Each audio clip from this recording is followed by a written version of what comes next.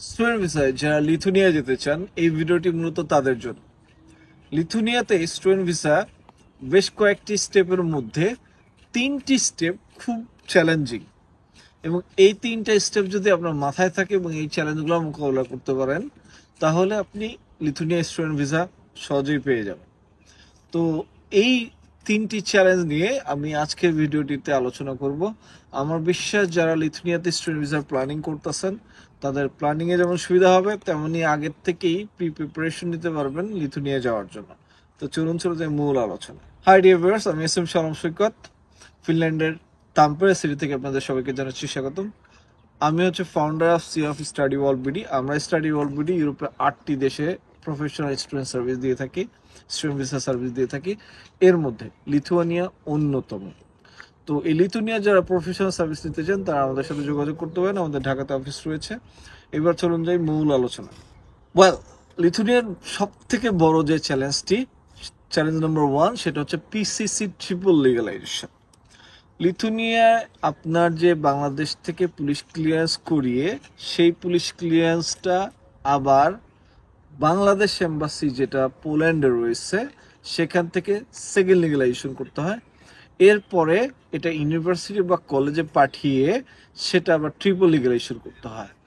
এই যে PCC legalisation প্রসেসটা, এই চেইনটা যদি আপনি সঠিকভাবে না করতে পারেন দেখা যায় যে আপনার এম্বাসি ফেস করার সময়টা অনেকটাই নষ্ট হয় এবং এতে অনেকেই এই বিগ চ্যালেঞ্জটা ফেস করেন। তো লিথুনিয়া স্টুডেন্ট ভিসার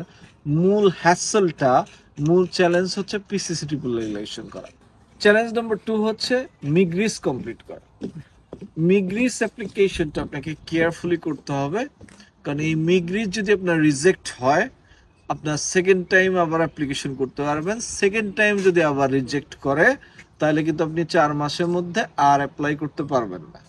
তাই যারা মিগ্রিস করবেন তারা যদি কোনোভাবে সেকেন্ডটা রিজেকশন হয় তাহলে মনে রাখবেন যে আপনার কিন্তু 4 মাসের মধ্যে আর অ্যাম্বাসি ফেস করতে পারবেন না, মিগ্রিস করতে পারবেন না। সেক্ষেত্রে আপনার কিন্তু একটা সেশন মিস হয়ে যেতে পারে এবং আপনি অনেক না দাঁড়ানোর সম্ভাবনা তখন আপনার বেড়ে যাবে।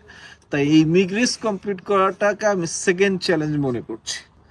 চ্যালেঞ্জ নাম্বার 3 হচ্ছে থার্ড কান্ট্রি ভিসা।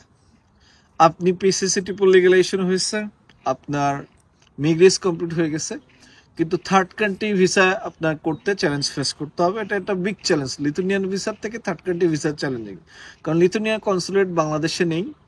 আপনাকে ওয়েদার ইন্ডিয়া যেতে হবে অথবা ফিলিপাইন্সে যেতে হবে অথবা থাইল্যান্ড, দুবাই, মালয়েশিয়া, সিঙ্গাপুর যে কোনোটাতে যেতে পারেন। কিন্তু এই থার্ড কান্ট্রি ভিসা করতে আপনার অনেকটা টাইম চলে যায়, অনেকে রিজেকশন হয়। এই কারণে এটা হচ্ছে চ্যালেঞ্জ নাম্বার 3। এই 3টা চ্যালেঞ্জ যদি আপনার মাথায় থাকে, এই 3টা চ্যালেঞ্জই হচ্ছে সব থেকে বিগ চ্যালেঞ্জেস, তাহলে আপনি লিথুনিয়ান ভিসা করতে পারবেন বলে আমি বিশ্বাস করি। আর আমরা এই যতগুলো প্রসেস আছে আমরা চেষ্টা করি আমাদের সাইড থেকে আমরা প্রফেশনাল সার্ভিস দিতে।